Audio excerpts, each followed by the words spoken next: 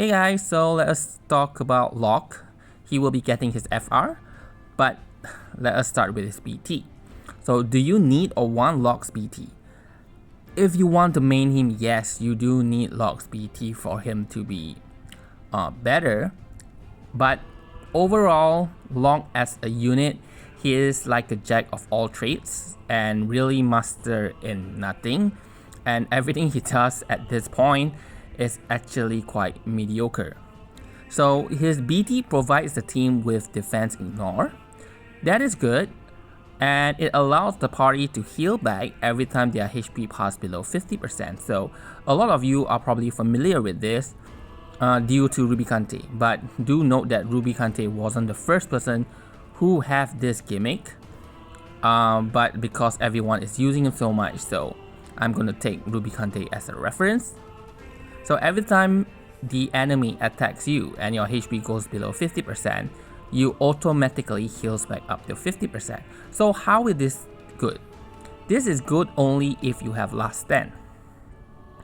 So like Rubicante, he have last stand, he heals back, so in a way he cannot die because last stand lets the unit survive with 1 HP. So if they have like 20,000 HP, the enemy deals 30,000 damage, they survive with 1 HP and it gets heals back up to 10,000 damage. Sorry, it heals back up to 10,000 HP.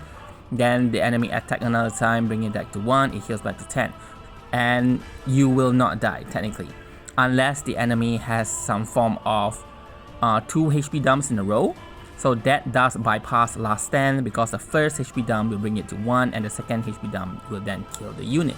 But if the enemy does not have 2 HP dumps, then technically this gimmick is immortal. But Locke cannot do it on his own, so he need Queen or Freya, yeah, so another unit in order to create this immortality. But we have a lot of characters now, like if you bring Golbez, then it freezes the enemy's Wraith, they can't even kill you. If you have Iris, same thing, they can't kill you. You have Ram, party immortality. So Locke kind of like, yeah, is good, but it's not that good because you kind of like need another unit in order to replicate what other people can do with their BT. Yeah, so there you have it. So that is Locke's kit. Well, apart from that, there is also it prevents the party from getting broken. But yeah, a lot of characters can already do that as well. And in terms of damage, Locke's damage is not the best, but it's okay. And he get 80% HP damage limit up.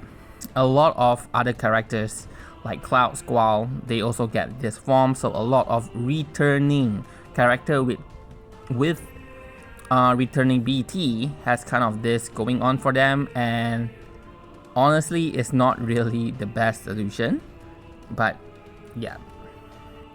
And for his kit, he is a DPS, he have defense ignore, he is a healer, he have break protection, so he have a little bit of everything, but again it is not like the best in any one of it. Okay, here I include a special section for Anacro.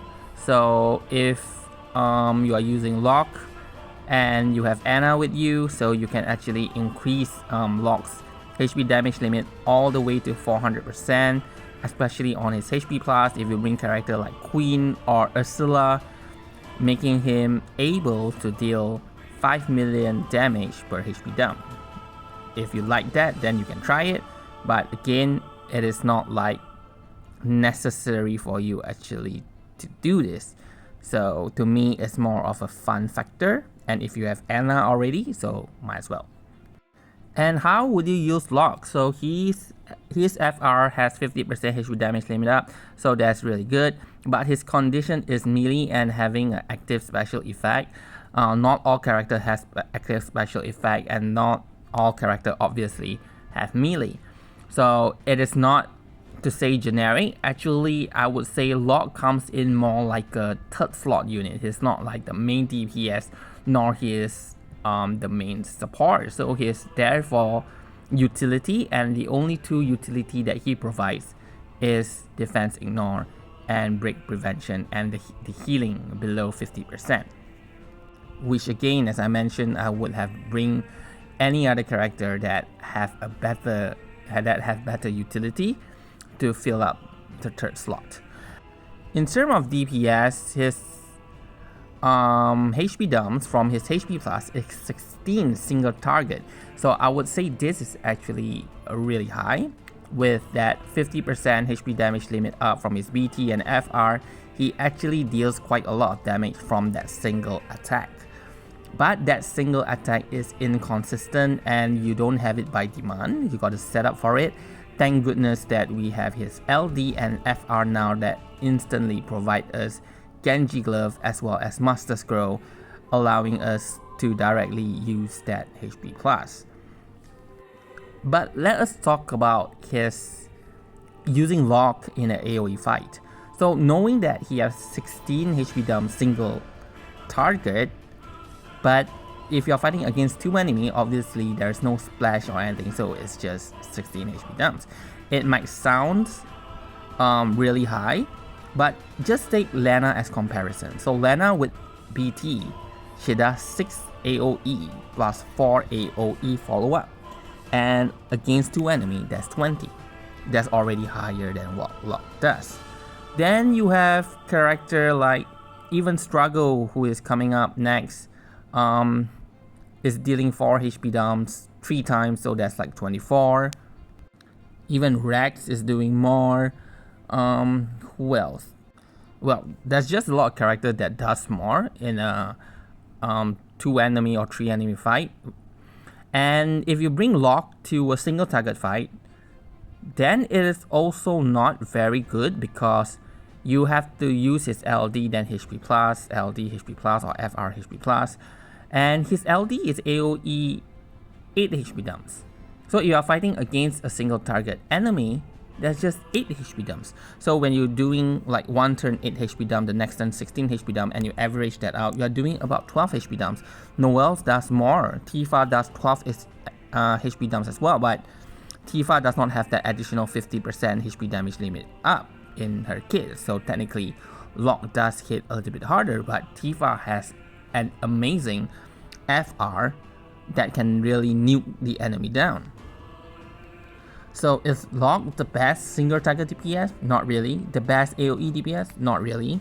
Like you kind of get the deal right now.